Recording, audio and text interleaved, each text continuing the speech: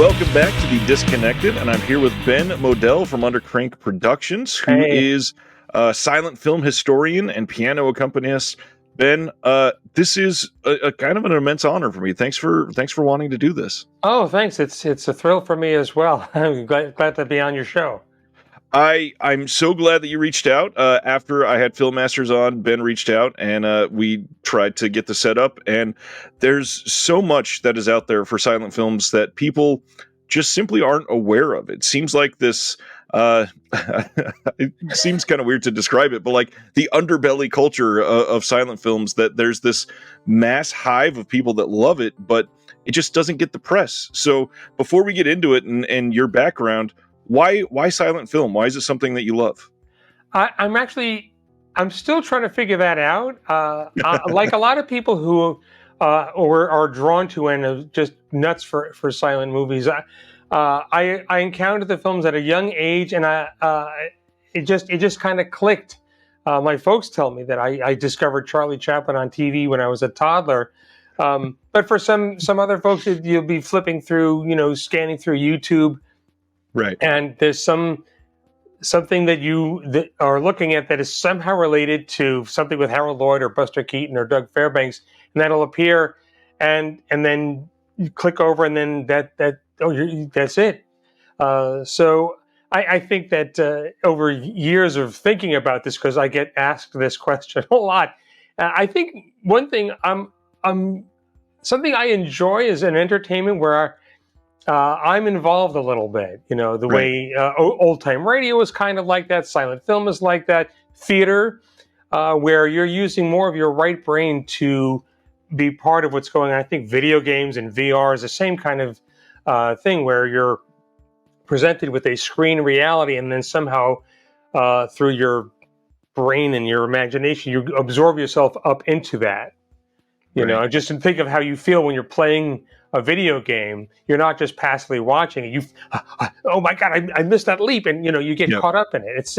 I think it's the same kind of thing. It just on the surface it might seem odd because it's moving pictures and culture from 100, 110 years ago, and on the surface, so there's so much about it that this just looks like, oh, I'm not going to enjoy this. I mean, the name itself, we're always having to drag our friends past the word silent anyway. Right. But I think that that's what I enjoy about it, and it just wound up becoming the basis of the course I teach, of how we're presented with visual information. We bring the rest of it up into this experience, and the book I've written that'll be out in 2024 called The Silent Film Universe this explores all of the aspects of this. Wonderful. As we're going to find out in a little while when Ben's around, the film is anything but silent, and we have a lot to thank you for that. But really, through this whole conversation, I just want to make sure that we are giving honor and appreciation for those that set the stage for what we all have loved through cinema at any level. And without these, it wouldn't exist. So thank you for shining a light on that. Oh, yeah, absolutely. And it's not like these are primitive films. It's just that what we call them before Talking Pictures changed everything. But pretty much every aspect of film language was created during the silent era. Yeah. Really, there's not, even handheld shots and whip pans and flash cuts and stuff like that. The entire language was created. A lot of it in a short period of time in the early teens of the 1910s. But there's pretty much, with the exception of CGI and anything that involves a computer, not that much new has happened since sound came in. So it's important to see how, I think it's important to watch these films to learn how to tell a story visually and think, maybe can we cut this line, or do we need all of this, or is there a way to engage the viewer in a more deep way by working with these visual stimuli? And they invented so many of the in-camera tricks that we are still seeing deployed today. It's amazing to watch. Yeah. We got a lot to dive into with Ben. So first, let's look at Ben as a whole. How did you get to where you are today? You must have an incredible history. Well, it's a history. I was somebody who was very interested in both music and in filmmaking growing up back in the days of being a Super 8 filmmaker. And these two things ran parallel. And I went to film school where I made movies, but I also started playing piano for the silent film classes there. And then after maybe a decade or two of trying to make it as a filmmaker and a comedian and a comedy writer, I did improv and sketch comedy. I did some stand-up for a little bit. I made a feature film, no budget independent feature film back in the late '80s, and that got released. But there was a moment where, a moment of reflection where I was just really frustrated and kind of burnt out, and noticed that anything I'd ever dealt with or done that involved silent film worked itself out much more easily. And I started leaning into that, and that gradually became what I do for a living. I tell audiences, "You're at my real job. Yeah. This is it." And then after, I guess, about 10 years ago, I explored and dove into being a producer and distributor of home video releases, initially on DVD, and then as of 2 years ago, Blu-ray as well. But trying to find silent films that the big companies weren't Right. necessarily highlighting or paying attention to, and that's justifiably so. My idea is not to, I think of them as colleagues, and what I'm doing, and the people I work with in my company, Undercrank Productions, we're filling out the landscape. The Criterion can do the Chaplin films and the Lloyd films and Flicker Alley and Kino. They can do the Keaton films and all Chaney and all that kind of stuff. But there's so many other people like Alice Howell and Marcel Perez and Raymond Griffith and even Tom Mix, whose films really just haven't circulated or haven't been available in quality releases that we're trying to work on getting back out to fans. Well, as of June, I want to say congratulations on the 10-year anniversary of Undercrank. That's a big deal. Yeah. One of the rare times that Facebook did something useful. In November of last year, it reminded me, hey, 10 years ago, here's your first Kickstarter. I thought, oh, 10 years. So it's been a while, but yeah, thanks so much. And I think we're up to 29 titles in release now, and it's hard to believe. And a number of these have been licensed to TCM and aired there as well. But wow. It's just something I would just go on, finish one project and take some time to digest and process it before finding some other film or comedian where I think, this should really be available. And then off goes the next Kickstarter, and away we go, and then doing the next thing and the next thing, and now it's this accumulation. It is wonderful to see that still in the 2010s and into the 2020s, we have places like Undercrank and Norman Studios that I've had on the channel before that are focusing on so much of these, for many cases, never before seen films or incredibly underseen films. And you can have a 10-year legacy so far that people are still willing and continuing to support. It's just immensely incredible. Well, yeah, thanks. I mean, a lot of it is due to things like the advent of crowdfunding. I did my first Kickstarter in 2012, and Kickstarter itself had only been around for 2.5 or 3 years. Right. But the question had always been funding and how many units will this sell? And once I discovered manufacture on demand, which I think at the time of my first release, Amazon's Create space, which no longer exists, had only been around 5 or 6 months. But the idea that I didn't have to worry about pressing 1,000 or 1,500 of something and then have all these boxes in my living room and hope I would sell all of it. It made for an easier workflow. Funding coming from the fans, production happening on my end, working with other digital craftspeople and film archives and collectors, and then working through manufacture on demand. So my costs were covered up front, and as a friend of mine asked me early on, he said, how many units do you have to sell before you break even? And the answer was 0. So this Right. meant that I didn't have to do something that I knew would sell a lot. And I think between me and many of the other people who work this way, it presents an opportunity to get something out to your own audience of people. It may not be the audience that there is for Harold Lloyd films, or Lillian Gish, or Clara Bow, but there is an audience for. There are Right. people who are interested in seeing films from the Norman Studios or the things that we release. So that's the great thing is that the internet and uh, making things accessible in these different ways has kind of leveled the playing field a little bit.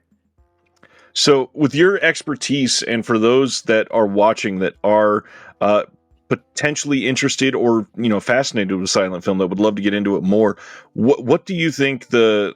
And I know this is going to be very hard to gauge, but like the overall size of the fan base of silent films is nowadays, because obviously it's a very niche audience, but it seems to be getting more and more niche as time goes on. Yeah. I don't have I couldn't give you a number. I wish I could, but it does seem just even the last 3 years. Yeah. Um, the in 2021 they had the first annual National Silent Movie Day, and oh, it's an interesting idea.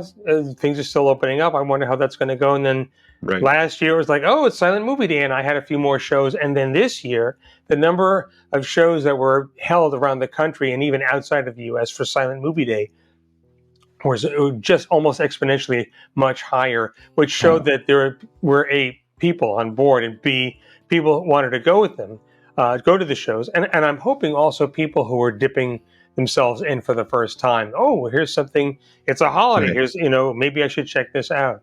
So it does seem to be growing. And what's reassuring for me is uh, that there are more people half my age getting interested in this. And when Steve Massa and I stand out in front of the auditorium at the Silent Clowns film series, we make a point of saying hello to anybody who has no gray hair and a full head of it.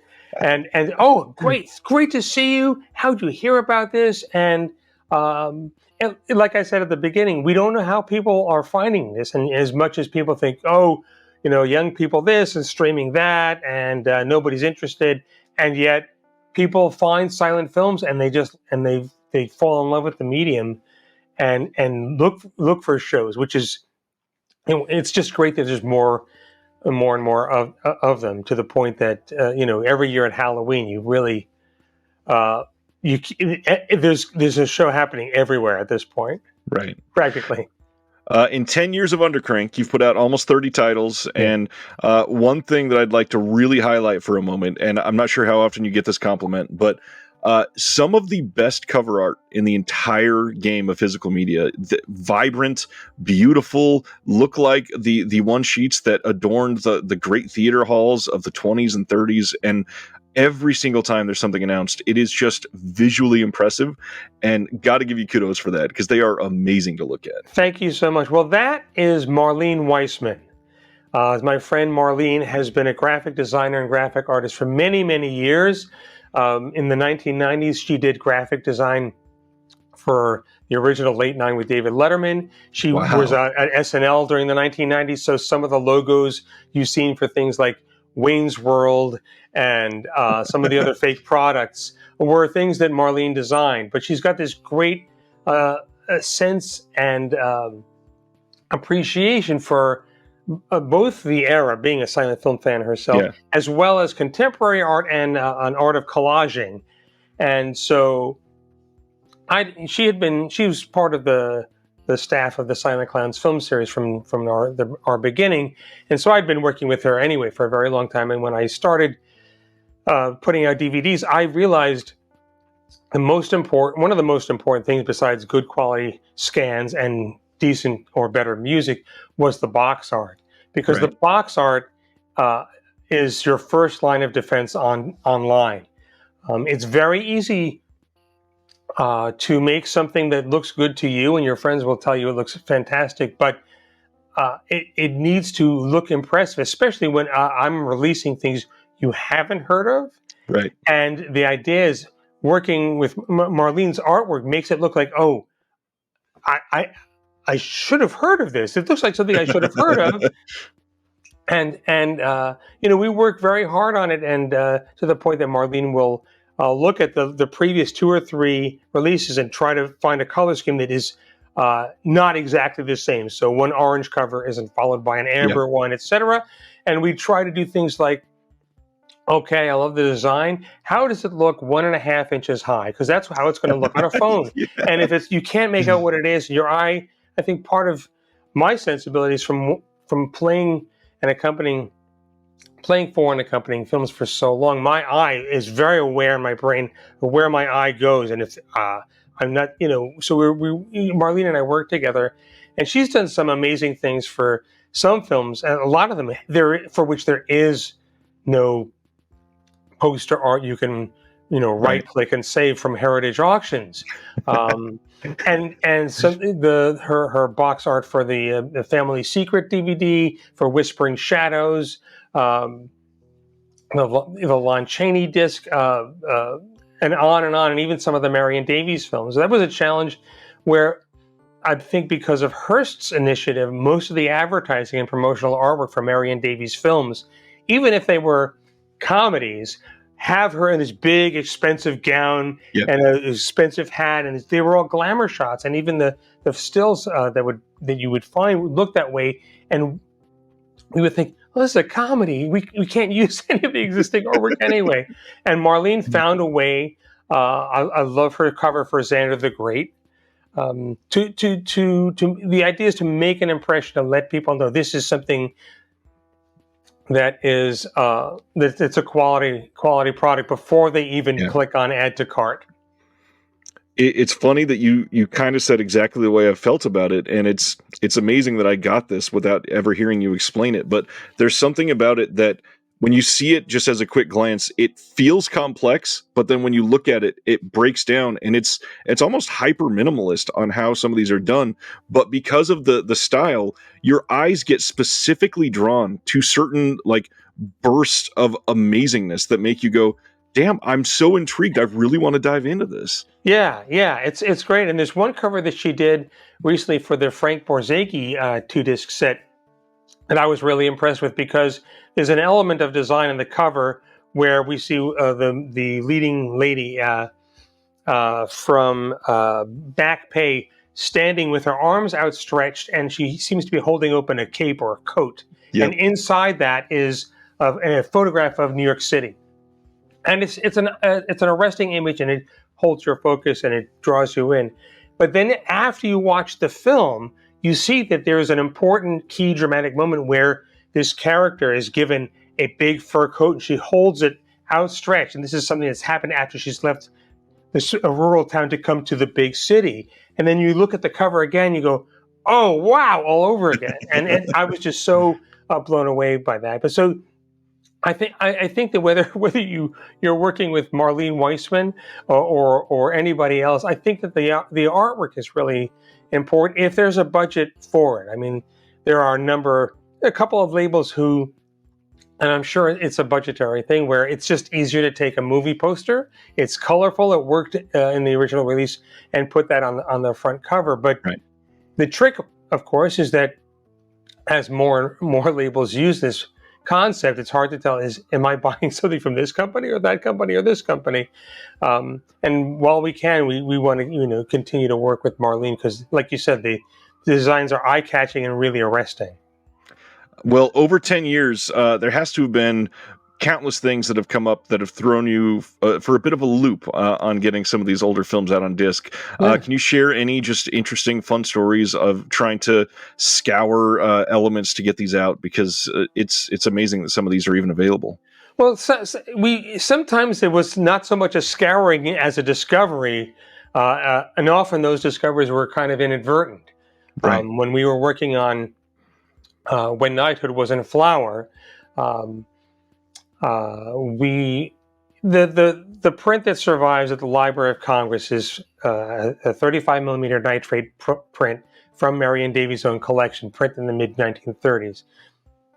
All 12 reels of the Roadshow version, but I think it's the third reel was a different element, and it was actually about 600 feet instead of 9 or 100 or 1,000. And it didn't seem incomplete, but you knew it seemed a little short. Right. But it was fine. We had the whole thing scanned. I scored the film, and at one point I was having a conversation with James Layton, who currently is the head of the film vaults at the Museum of Modern Art. But he's also an expert on early color. And in working on reinstating the film's original tintings, I had come across something that was in a frame of film with the head of a few of the reels. It said biscuit. Now, I know light amber, and I know amber and pink and light pink and blue and all this stuff. We had seen that, and I asked him, what the heck is biscuit? He said, we figured maybe something somewhere between light amber and nothing, or sort of a wheat tone. But he said, the only time I've ever seen that was, winding through a reel of nitrate of when nitrate was in flower that's at the Academy. I said, there's another print? Okay, so he makes an inquiry about the print. It turns out their print it's just reel 3. And so I put the Academy and the person from whose collection this was part of, together with my friend Rob Stone at the Library of Congress. Things got sent back and forth, preserved photochemically and scanned. And that reel 3 is 900 feet and includes a key scene in the film that cements the relationship of Marion Davies' character and her love interest, which we didn't have up to that point. Wow. And with the Alice Howell comedies, there's a collection of 16 millimeter rental prints from the 1930s that came to the Library of Congress by way of a few different, I think it was a library from a company called Mogul Brothers. Then I think, anyway, it doesn't matter. It eventually went up at the Library of Congress, and every once in because I play for films at the Library of Congress down in Culpeper, Virginia, 4 or 5, 6 times a year. I go or less.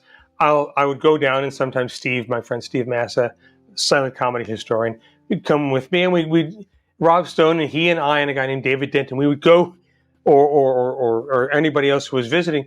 We would pry open these smelly, rusty old cans from this rental library, and sometimes it'd be Castle films and official films and just old, uninteresting things. And then every once in a while, you'd hear Steve go, "Oh my God, this isn't known to exist!" And we would turn up. We turned up at least one Marcel Perez comedy, and I think at least 3 of the films on the Alice Howell set were films that were lost films until we turned them up, in 2015. So these films are out there. They can turn up either on 16 millimeter or 9.5 millimeter collector prints. Right. And there's every once in a while a nitrate 35 millimeter print will turn up in somebody's attic or basement. As much as everybody thinks that all nitrate film does is self-ignite or cause problems. Right. Nitrate film turns up in slightly unhospitable locations in excellent shape every year. So things like this happen, and it's not. I'm not somebody who. There are people who go around trying to find stuff, and we've kind of fallen into a few things that were either that you open the can and here it is, or sometimes, as was the case with a couple of the shorts from the Edward Everett Horton series, there were elements that were mislabeled, but not so mislabeled that we thought, oh, this isn't missing. Right. I bet you it's in there, but maybe it's called this. And then George Williman or Lenan Schweighofer, who are working the vaults at the Library of Congress, would go in. Oh, here it was over here, separate from the rest of the film. Oh, now we have reel 2 of behind the counter. And so there's a wide variety of ways there. There are people who may turn up things in an archive, and there are people who can go to a flea market and turn something up.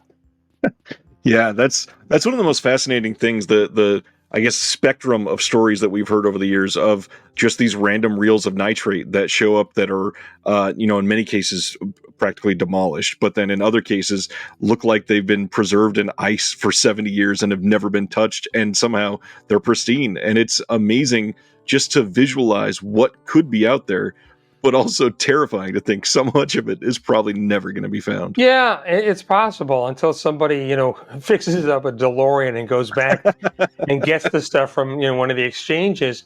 Yeah, I mean, but it's not tons and tons of stuff, but there's always hope. And films tend to turn up also overseas. Yep. There's a lot of film where the only known element is at the Czech Film Archive because that was kind of the end of the line. It was just easier to not ship it back sometimes.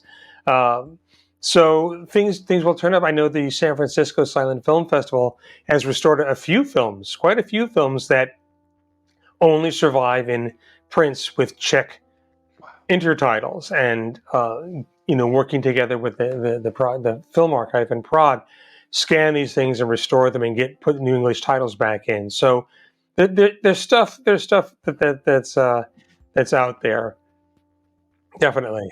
That's exciting. Yeah. There's so many things that I'm just always ecstatic to hear about something being rescued. So that's Undercrank. There's new titles coming out all the time. Is there something underway right now that you can highlight or tease for somebody? Yeah, something that most people have never heard of is a guy named Francis Ford. We're working with, actually, it was a project that a historian named Kathy Fuller Seeley, who teaches at UT Austin, brought to us.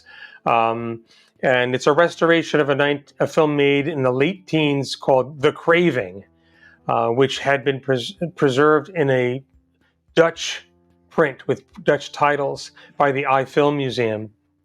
And we've been able to digitally restore it, stabilize it, do a lot of digital cleanup. And it's a film that he starred in and also directed. As well, and that'll be augmented by 3 other short films that he starred in and directed. Oh, wow. Some of them, at least one of them, done with Grace Cunard. But Francis Ford, he's probably, if anything, best known for being the older brother of John Ford. Francis entered pictures, I guess the late aughts or early teen, probably, I guess, around that time, way ahead of his brother, who eventually came out to the West Coast, and Francis got him connected and involved. And there's a lot of it's interesting. There's a couple of moments and in a film called The Post Telegrapher that's going to be on the set, film made in 1910. That look remarkably like things we associate with a John Ford film. There's the closing shot of the film is shot from inside a cabin through an open door to a silhouette of somebody standing there playing taps. And I thought, gosh, so that's where that comes from. So this is something that Kathy has found in a number of the films, and so between the name John Ford and there's no relation to Francis Ford Coppola, I don't think, but that's something we're working on that'll be out at the beginning of 2024. We've just completed a very successful Kickstarter to bring a film from 1926 out. It's The Bat, directed by Roland West. People may have heard of The Bat Whispers, which is the sound remake that West did in 1930. The Bat Whispers has been around on Laserdisc and VHS and DVD for years.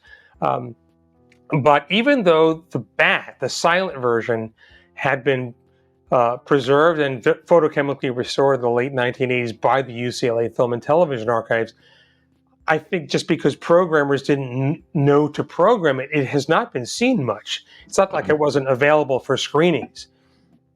So we're working with the UCLA Film and Television Archive in a co-branding deal, much like the one I've had for the last several years with the Library of Congress, to get a new scan of their preservation elements. And we'll do digital cleanup and stabilization, and that'll be out in time for Halloween of next year. Nice. There's a couple of other things that we're percolating, but having just finished up production on and releasing, I think, 5 of them in the Right. last year. I need to dial it back a little bit. Yeah. So, but we're always on the lookout for things, and it depends on my schedule. But there does seem to be an interest among some of the archives, anyway, in partnering with independent producers to get some of their titles out. They've spent all this time and money restoring the films, and they Right. make the rounds, playing festivals the first year or two after the restorations are done. But then what? And then And they sit so and they languish. said, yeah. So rather than complain about, oh, these archives, I thought, well, let's see what's involved, and Right. maybe something can happen. In some cases, it's a little more expensive, or the answer is no, or there are maybe a donor restriction on something. Then you move on to the next thing. Well, what about this? Oh, okay. So that's there's always this moment where I go, no, this should really be available, and I'll go, okay, I'll call up Steve or somebody, and we'll start hashing it out and see where the material is and what would be involved, and maybe somebody who isn't me can score it. That'll save me some Right. time, which is fine. So let's get into the piano side of things. You are Mhm. a silent film accompanist. First off, for those that haven't watched any of the videos, what does that mean? I create and perform film scores, and perform them while the film is running in a theater. That's basic. It's the term I've seen uh, in the last couple of years pop up is live scoring, or live to picture, or something like that. But that's the idea, and I play piano, and I also play an instrument called the theater organ, which was an instrument created during the silent film era for motion picture accompaniment. It has its roots in the traditional, tootsie flutesy pipe organ that may be familiar to people. But what it tried to do, based on what was available in the teens and 20s, to sound like real instruments, much like analog synths of the 70s and 80s tried to. But that way, you were approximating a symphonic sound, and you only had to hire one person to play the instrument. And So it's I fantastic. play, yeah, yeah. So I play those 2 instruments, and I've done some orchestral scoring as well. And so that's the basics of it. Is I create, and I try to work in a musical style that is. It may not be 110% authentic, but it's awfully close to the style of the time. When I started, I met a guy who had been a movie organist in the 1920s, and just Wow. glommed onto him and learned as much as I could from him in terms of musical style and scoring technique. I had not heard that part from you before. That's fascinating. Was this somebody that was big at the time, or is this somebody that was in New York or anything crazy? Well, here's a guy named Lee Irwin, Erwin, and he, at the time, this is the 1980s, was the house organist at an art house, well, as we call them, an art house now, repertory cinema, Yeah. that had a small Wurlitzer in it, that was around the corner from Carnegie Hall. He was one of maybe a half dozen or so people who had been organists in movie houses in the 1920s and were still working. Folks like Jeez. Rosa Rio and Gaylord Carter and John Murray and Bob Vaughn, who would tour.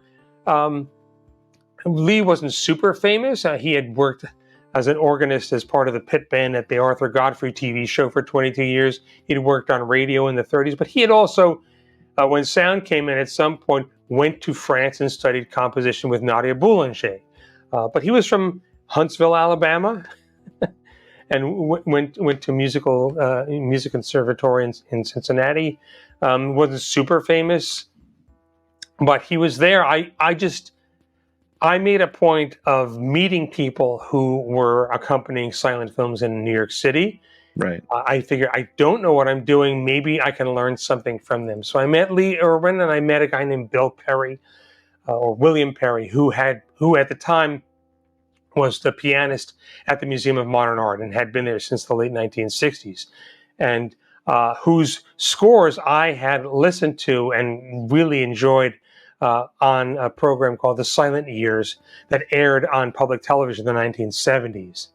And so I had these two sounds in the back of my head that at least felt authentic to me in terms of the musical styles, staying within the era and not going past Right. 1930. And also, both of them played and scored in a style that I felt uh, was more akin to more contemporary film scoring than what I researched and found was the practice during the silent era, which was more of doing music beds and what I call song title puns, where you're playing a piece of music whose title matches something on screen. It's something more about Yeah. mirroring what's on screen as opposed to supporting it or getting inside it and letting us up into that world.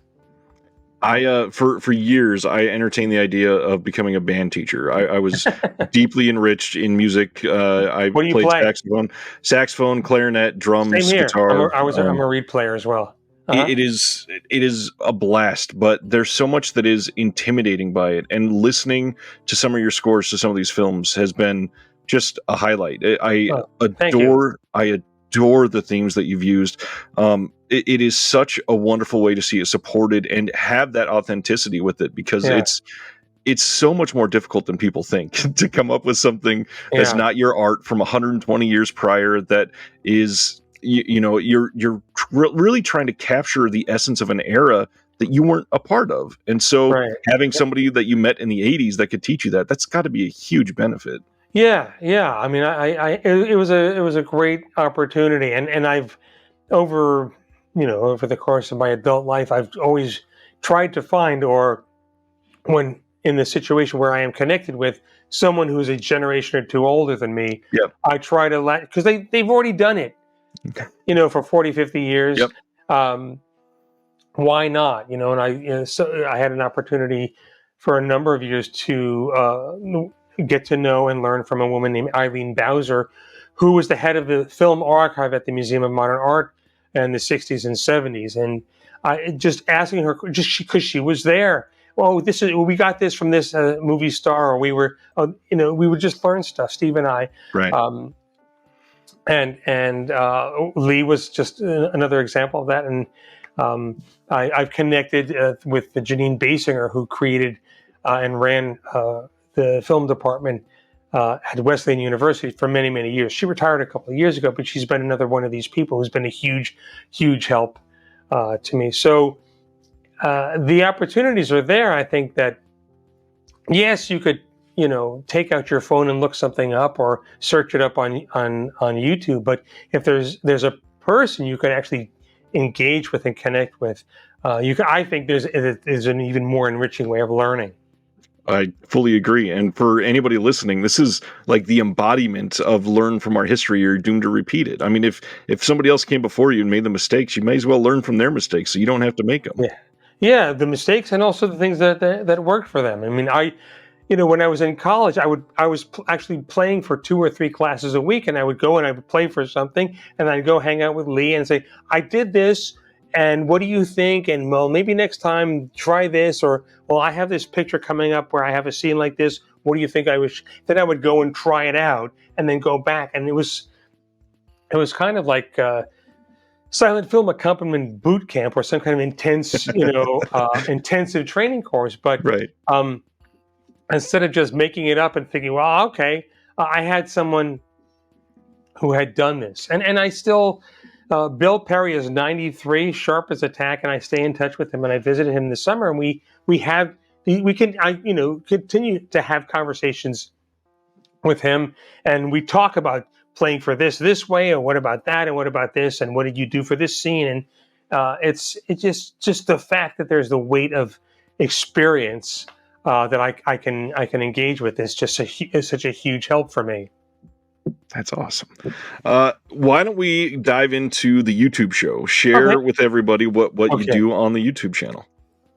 Well, what we're talking about is the Silent Comedy Watch Party, and that is a live streamed Live Scored with Live Introductions YouTube show that I began the week before the big shutdown in March of 2020.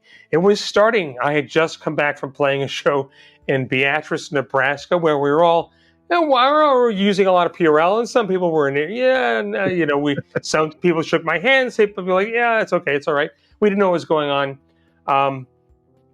I had this idea to do this out of my apartment with a video projector and a laptop and my piano and a couple of mics, and I'd had the idea to do this, but didn't want to compete with actual shows. I'm more interested in getting people into theaters. And then, but this thing looked like it was, this dark cloud coming over the mountains. We did a pilot episode.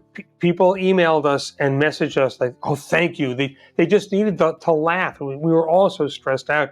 And then 2 days later, the world shut down, and everything I had on the books was canceled.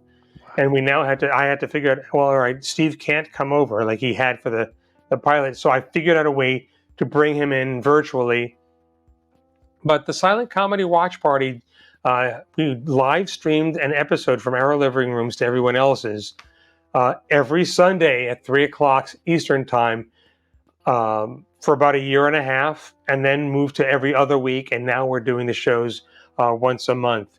But we would hear from people. We became appointment television for a lot of people. People in the UK, they would have dinner and sit down with a cuppa and watch comedy shorts. But the idea was to share comedy shorts, these silent comedy shorts, in a live streamed environment, so that there's just something about silent film that takes you up and out of your reality like nothing else does, except things like the circus or magic or forms of theater. But it's the closest to those performative entertainments of any form of cinema, and especially at a time when we just needed to laugh. Right. So it was not always easy, and things would freeze, and I would lose the feed every once in a while. But I always recover, and I don't know how. But it's what people have come up to me at shows in the last year or two and said it's what got them through the pandemic. And this is how I knew it was Sunday. But they looked forward to it, and it was this more of a humanitarian thing. And I got a different sense of what it means to be an entertainer or in the entertainment business. And you get so caught up with the nuts and bolts in the day-to-day of putting a show together, and where are the files coming from, and who has the print, and where is the piano coming from, and all this stuff. Yeah. And is the word getting out, and did I put something on TikTok and Instagram and all this stuff?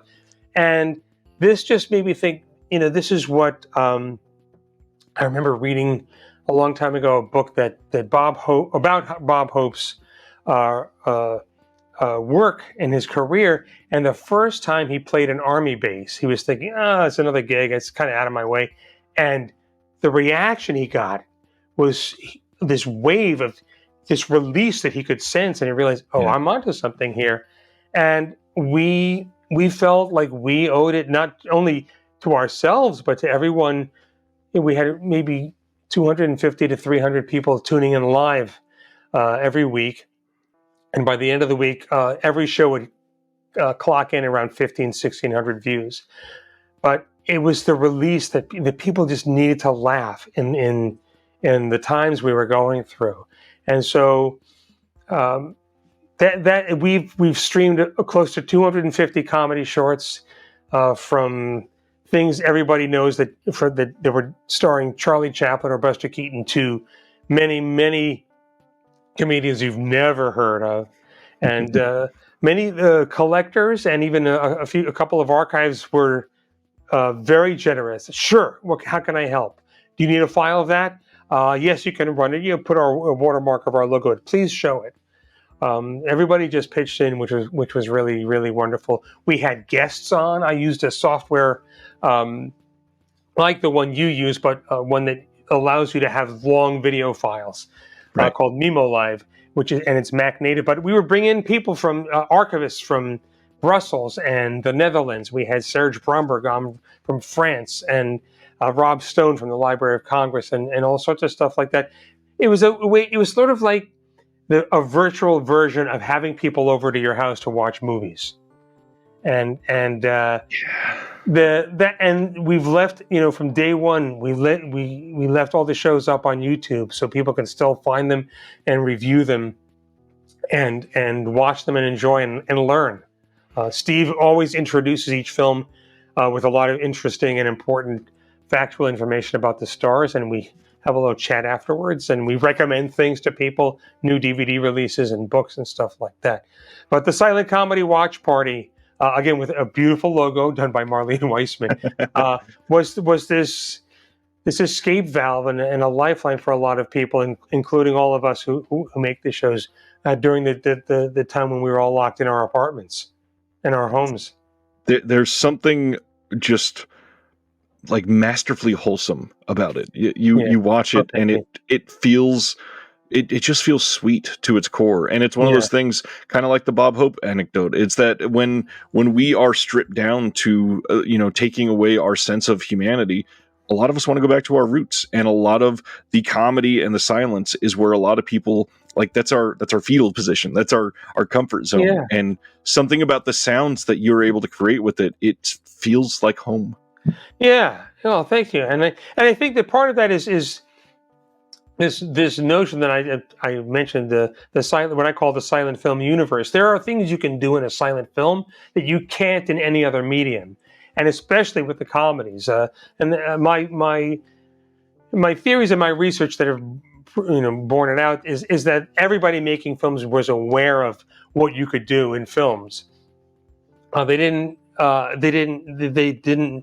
exist after 1930, so they didn't realize that they were missing something. It's just what it was. And it's and with silent film comedy, ironically, because of the silence, the lack of color, and especially because of the speed up, the ubiquitous use of undercranking, you could create gags that you couldn't do in real life, and you could get away with bizarre, crazy gags and then cut to something that almost doesn't have anything to do with what came before it. But we are engaged in this, in our right brain or whatever you want to call it, and then we'll fill in the gaps, including why is that guy on an elephant suddenly? Okay, we just go because we're on to the next thing, and there is something.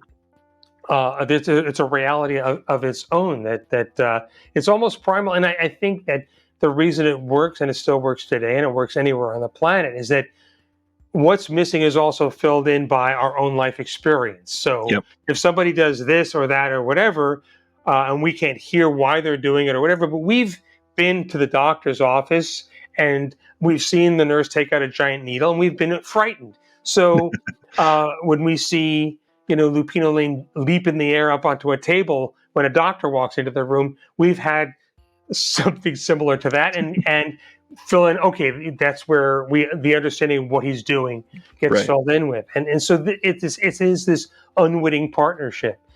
Again, on the surface, it sounds like, oh, I have to do all this work.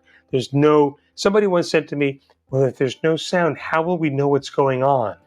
But actually, from the first fade in, you can absolutely follow what's going on. And I've done shows with little kids who have no context for what silent film is and all that, and they just get it and they laugh their heads off.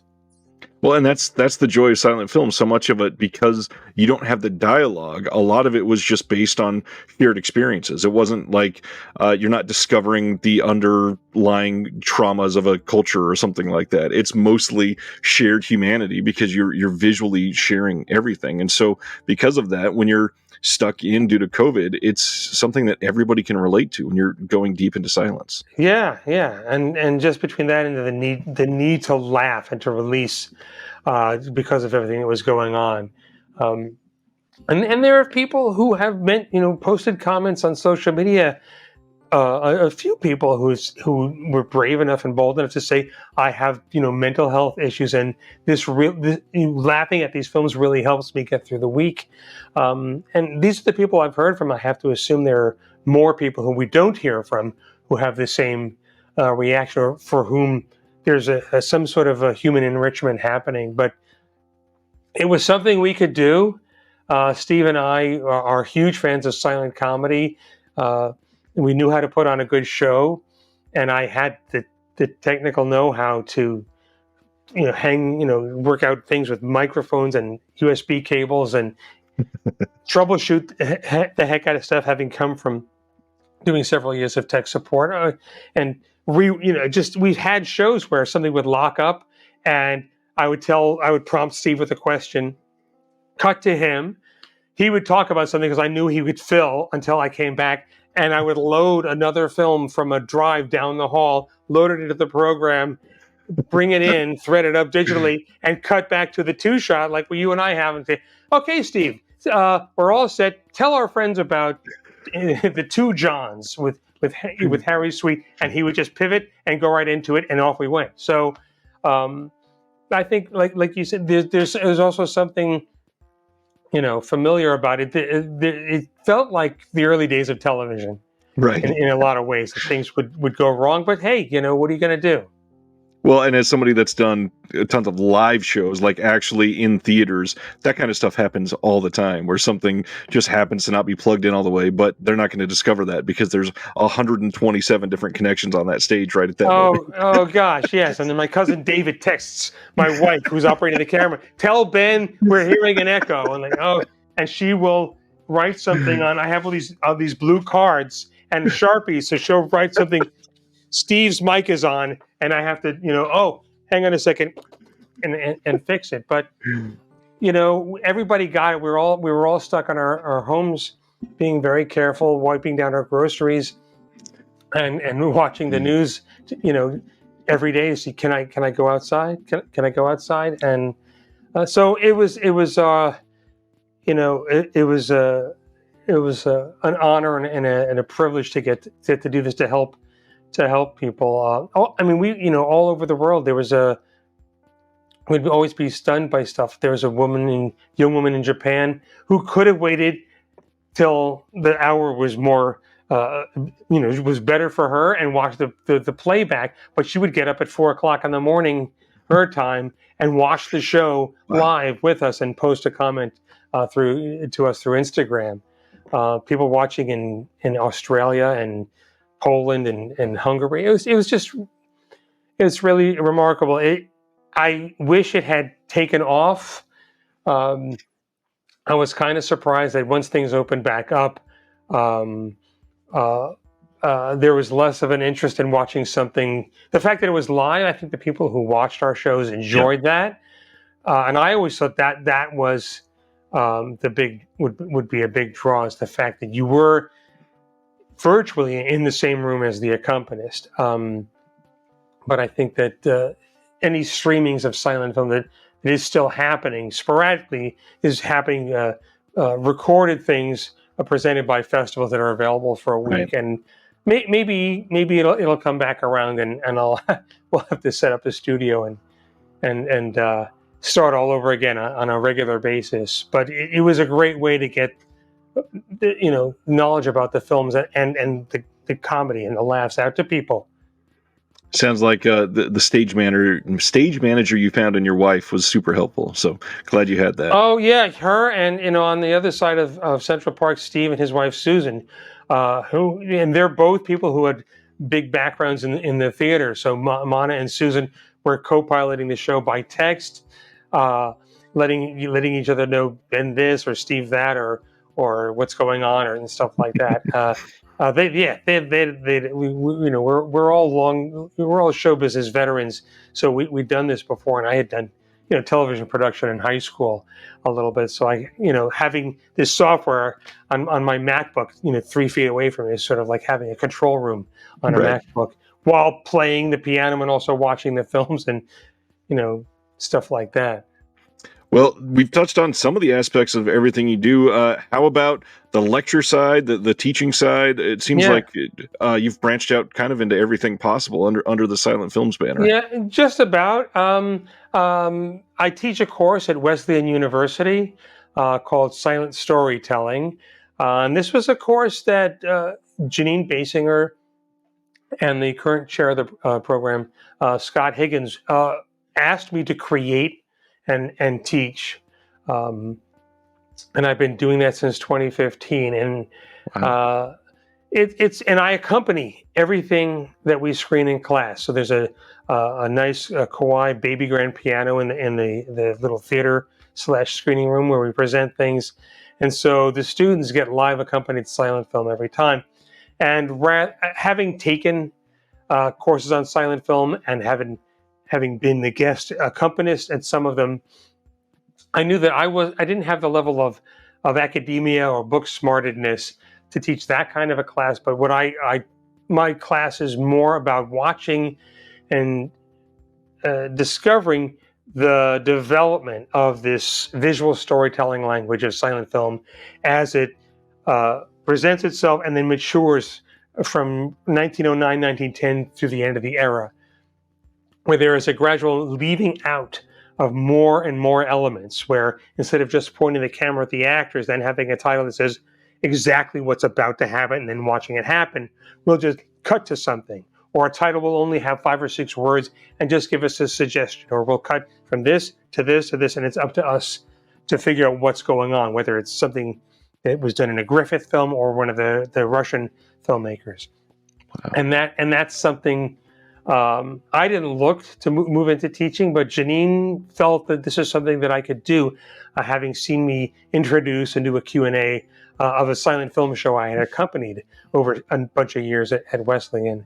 So that's where the teaching came about. And the only other thing to do now is to go back into silent filmmaking.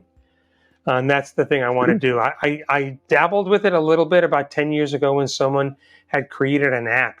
Back in the days of everybody saying there's an app for that. It was called Silent Film Director, and then they renamed it Vintaggio. But you could film at one speed and have your footage instantly sped up. And I worked with friends of mine in the circus and clown community here in New York City, and we would shoot these things, and we would do a take, watch it, and then realize it just looked like film running too fast. And what Right. I've discovered is that back in the silent era, everybody knew the films were being shown faster in theaters and compensated for it by moving a little slower. And there's a lot to get into as far as how and why this happened, and some of it is known and some of it isn't, but it became a standard earlier on that we crank at this speed and we project at this speed. And so knowing this and looking at some deconstructions I had done, my physical comedy friends and what we would take a scene, watch it, do another take, slow it down, put in little pauses, breaking up movements into pieces. And eventually we would get to a point after 6 or 7 takes where we look at it and say, that looks like a silent film. That's the one. And we discovered the magic of this choreography. So I'd love to get back to that. Project 1 is to finish the book, The Silent Film Universe, and get it published next year. And then maybe I'll have some space in my brain after doing that. And my point, here it is. And the work I'm doing with Ernie Kovacs. I'm the archivist for the Ernie Kovacs television collection, and we have a book that came out this summer called Ernie and Kovacs Land that I was a co-editor on, along with Edie Adams' son, Josh Mills, and counterculture historian Pat Thomas. So I do a lot of work with that. I wear a lot of hats. That's why I've worn all of this off. It's the hat changing over and over. But it's always in service of getting stuff out to fans, knowing that Right. I think of myself as them. Like, if I was a fan, what would I want to see? And I will try to find a way to get it. Try to find a wormhole between this film and this screen, whether it's a screen in a theater or at somebody's home, for people to enjoy the stuff that whether I enjoy it or I'm a huge fan or not. Oh, this deserves to be available.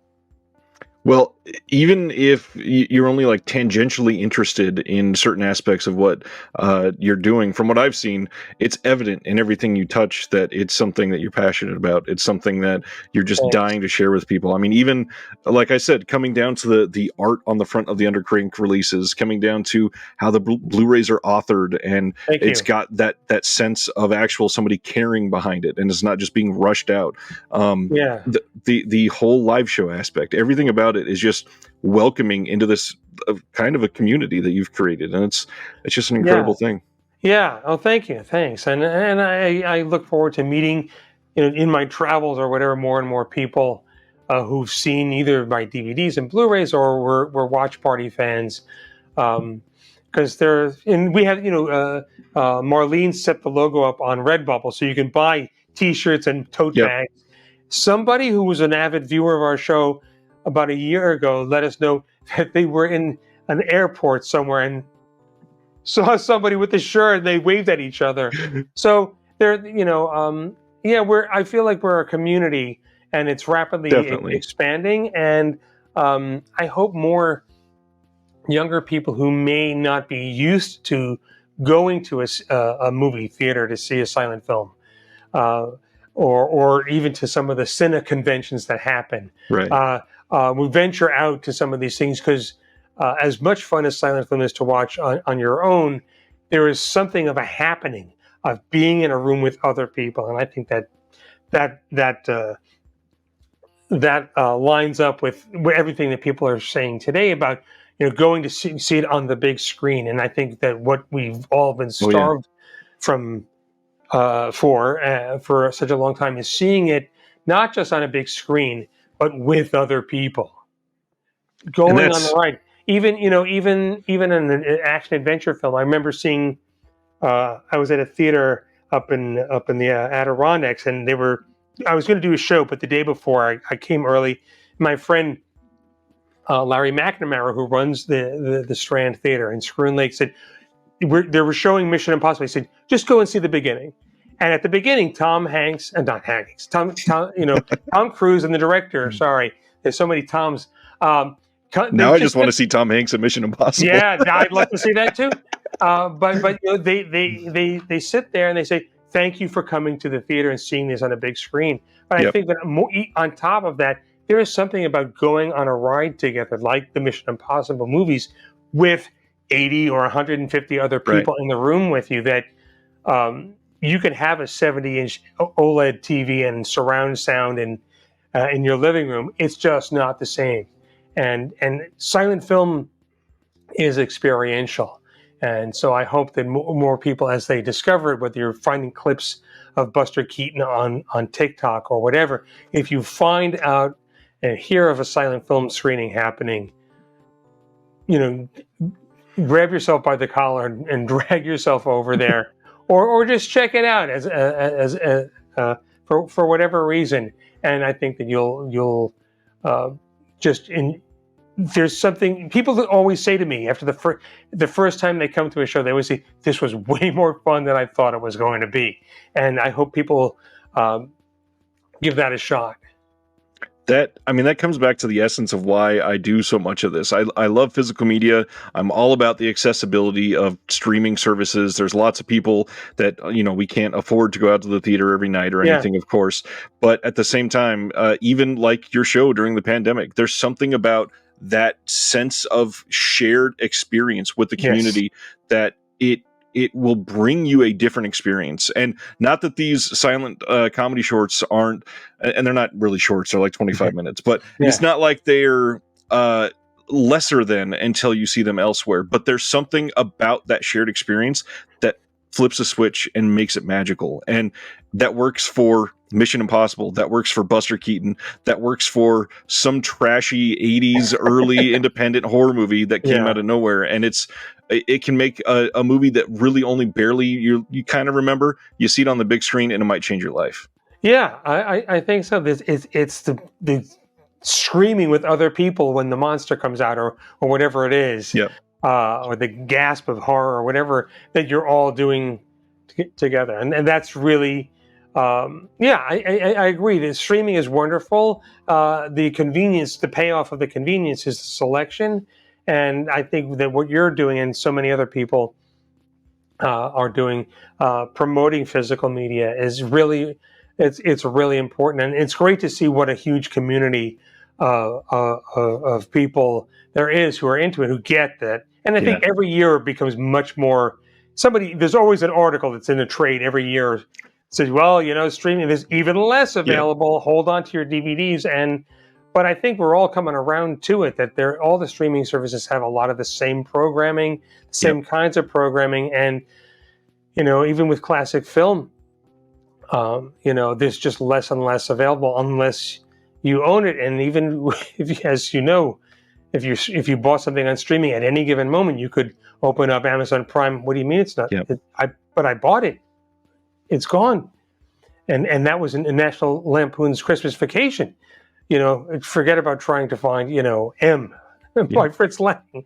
You know, so I think it's really, and I think that it also speaks to there's something as people that the ritual of ceremony of taking something off a shelf, Yes. looking at it, and opening. Oh, there's the disc. And with LPs, MP3s do not have a smell. But if you open a gatefold of a favorite album, go and then the vinyl Yep. comes out. Oh, right, this record. And I think that for so many people who've just grown up clicking on things and there it is, Yeah. there's almost a discovery that a lot of people are having and really enjoying about physical media. Even VHS and Laserdisc collectors who are popping up here and there.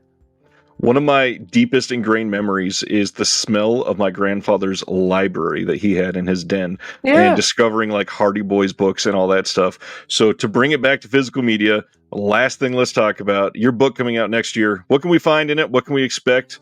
What's it about? Well, the silent film the silent film. There's so many silent film things I do. The silent film universe is basically, it's about silent film itself.